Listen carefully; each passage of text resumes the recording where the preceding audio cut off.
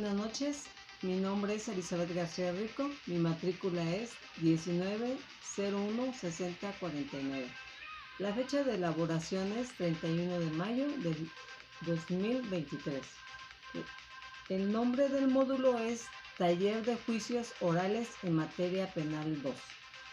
El nombre de la evidencia es Litigios Estratégicos. El nombre de mi asesor es Nelly Hurtado Fernández y mi carrera es licenciada en Derecho. El tema que les voy a platicar que me tocó es litigios estratégicos. El acceso a la información se encuentra estrechamente vinculada con otros derechos y contra la información de una herramienta para realizar acciones de litigios estratégicos. ¿Qué significa esto? ¿Cuál es la relación del derecho de accesos a la información con el litigio estratégico? Pues bien, es la vinculación de los derechos humanos a la investigación, la información a la internacional sociedad civil y con ejercicio a los derechos en beneficio al interés público. Y como herramienta para el litigio estratégico es el acceso a la información en el entorno a la relación del Estado con la sociedad civil y los objetivos al acceso de la información y contribución a la democratización y vigencia del Estado del Derecho. Las personas requieren informaciones generadas por este público y el derecho se encuentra garantizado por el Estado en términos del artículo constitucional 6. La información representa la observación por parte de la sociedad de la actividad que se desempeña el gobierno y los miembros obligados a pegarse a las normas que los regulan, estableciendo en la ley de transparencia y acceso a la información pública gubernamental. Es aterrizar el derecho informacional de los derechos humanos al nivel nacional. De esta manera se fortalecen las instituciones democráticas. Es una forma en que la sociedad civil organizada articula las demandas respecto al goce de los derechos humanos, donde los tribunales están llamados a encontrarse el equilibrio entre los intereses de la sociedad dentro de un marco de derechos humanos. La pregunta es, ¿identificas un caso práctico en que hayan hecho uso de litigios estratégicos y del acceso de la información?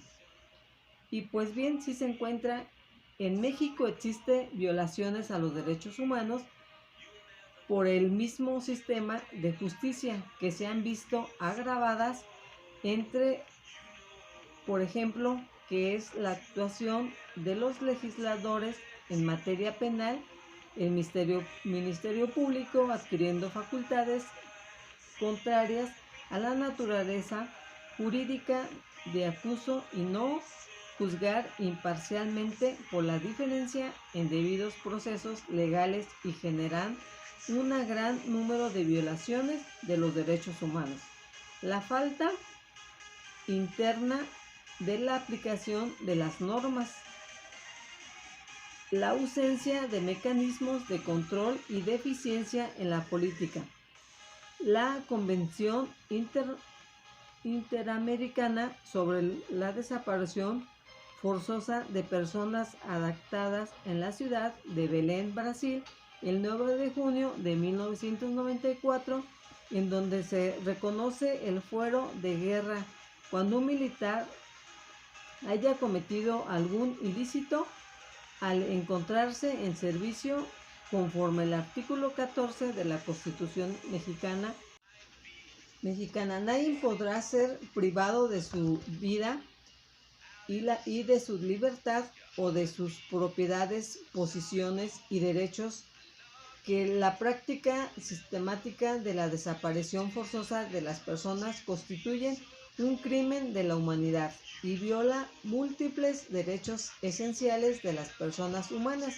Mediante el acceso de la información y transparencia podemos ver esa es una de las pruebas para documentar este acto de violaciones.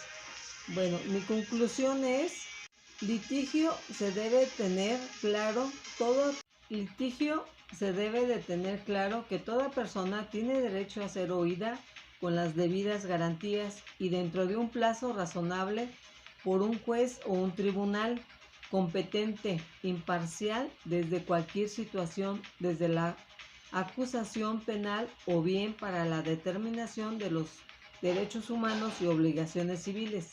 El litigio se llega a confundir, pues se cree que se lleva a un caos antes de las autoridades, pero en realidad son una serie de pasos y acciones planificadas que incluyen medidas jurídicas, políticas y sociales, cuyo objetivo es la atención especializada a las víctimas.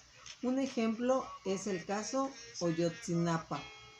Litigios estratégicos es mostrar la deficiencia de instituciones para dar un mayor resultado a las atenciones especializadas a las víctimas y la comunicación y el involucramiento social a través de las organizaciones y la información a la transparencia.